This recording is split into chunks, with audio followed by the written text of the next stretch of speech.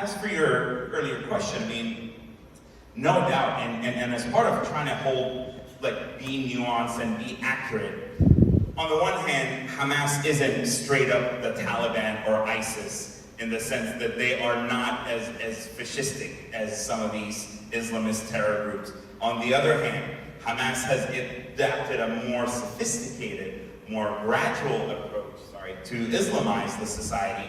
And so one of the first things they did when they took over, and I got political asylum in the United States when I was 17 years old. And the interview took place on June 14th, 2007, which is the very day that Hamas took over the Gaza Strip. And I was one of the first wave of Palestinians to seek asylum in the United States from Gaza because of their control. And so later in 2007, one of the first things they did, and I remember having a conversation with my dad about it, is, they came up with a rule that women, because Gaza has beaches, and so there are a lot of, like, hookah lounges and, like, water pipes and, like, smoke hookah, whatever, everybody does it.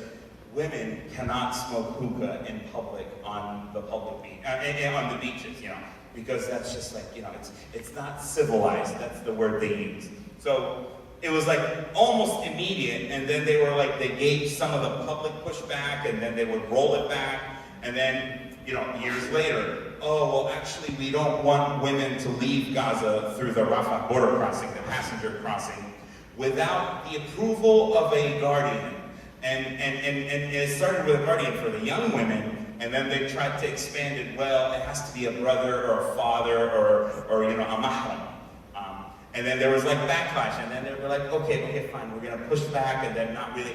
Last year, right before October 7th, there was a young lady that I was helping in Gaza go to Bulgaria to a scholarship.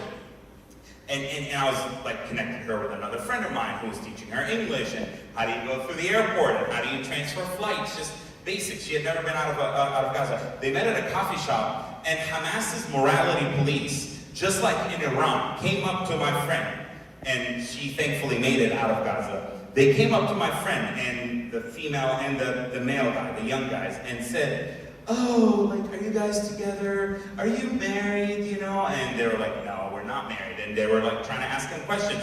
Why are two single, unmarried? And it was like 11 in the morning. And my male friend, actually escalated with them.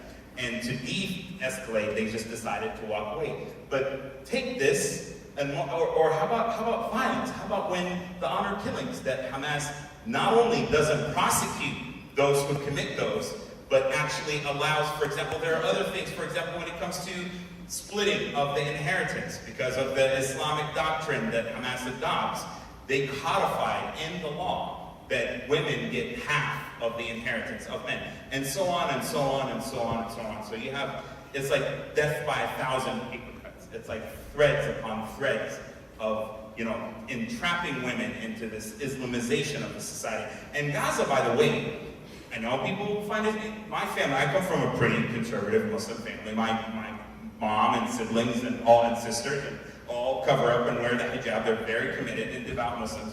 But in the 70s, and like even up into the early 80s, there are pictures of my aunts and my mom in skirts and in pants and in like cuts and stuff like that. This started in the early to mid 1980s with the Mujamma Islami, the Islamic complex. And that's how you hear about Hamas having the social services. And it creeped up to political activism. Then it creeped up to militant activism. And so, unfortunately, the women of Palestine in general, but especially the women of Gaza, over, I would say, a 3.5-decade period, have suffered from the Islamization of society in a way that is inherently inconsistent with Palestinian culture and Palestinian values that were largely secular. Yes, Islam was a big part of the Palestinian national identity, but it was always as something that goes along with the national identity, not this like, we are Muslims first and then Palestinians. And I'll conclude with this, just on this, and that's the thing about Hamas, is from the very beginning, they said it out in the open, mainline headlines. We don't care about Palestinian identity. We don't care about the Palestinian state. Mahmoud al-Zahar, and I was in Gaza when all of these leaders, these disgusting leaders were there. He would say, the Palestinian flag is like a little toothpick. He said that in 2007. It was only after the Palestinian National Project hit a roadblock that Hamas decided, all right, we're going to rebrand from pure Islamism to be national Islamists. And so that's why you started having the Nukhba, the Hamas's elite fighters that committed those horrendous atrocities on October 7th, when they actually still wore uniforms, not like what they do as cowards today. They started wearing, or you saw all the Hamas fighters getting issued the Palestinian patch insignia to say that we are nationalist Islamists. So unfortunately, the women of Gaza, just like in a different way, have paid a heavy price. Thank you so much. I've been told we need to wrap it up. So just very quickly, I want to go through every one of you. What should this film leave with us in terms of what we need to do, each one of us, what we need to do next to make sure that we're doing our part? But really leave it for one sentence. Go ahead.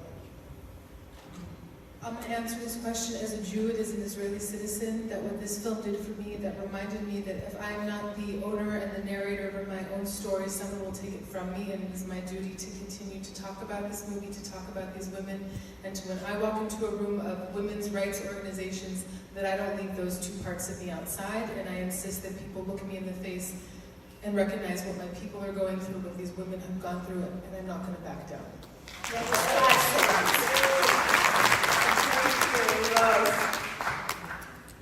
Well, I think everybody in this room can play a role. Education, as I said before, is the road to peace and understanding. There is denial not just of the women's rape issue, but there also is denial of everything. The posters being taken down, the whole experience, the whole Jewish-Israeli experience. So you have a role. You can educate, you can post, you can repost, and if you're on social media, if not, you can write a letter to the editor, you can pick up a pen, you can put your hands on this, you can make sure that every single one of your friends sees this film and other films that are relevant.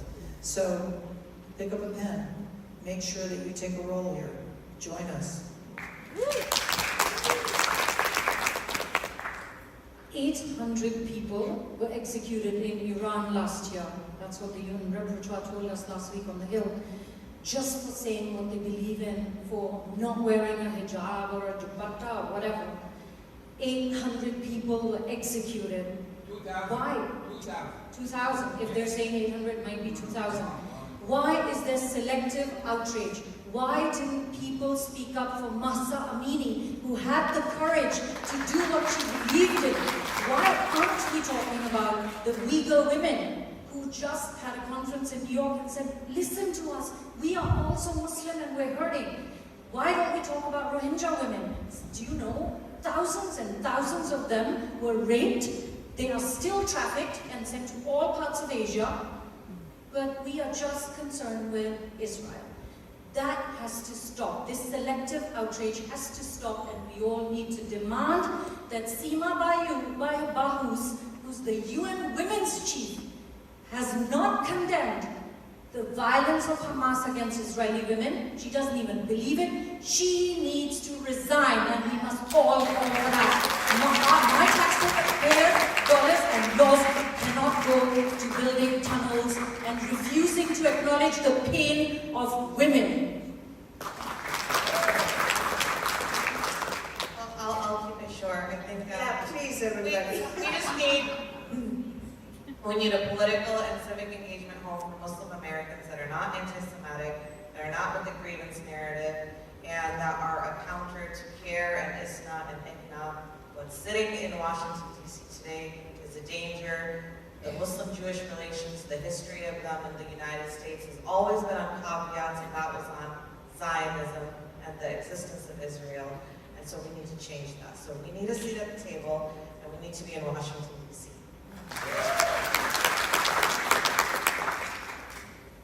Be a role model. Show that you can hold multiple truths at the same time. Even if you support Israel, even if you wish the destruction of Hamas, and believe me, I'd love to wake up tomorrow and find Hamas gone. Try your best to think of the humans on the other side. Think of the people of Gaza that are suffering due to circumstances over which they have no control.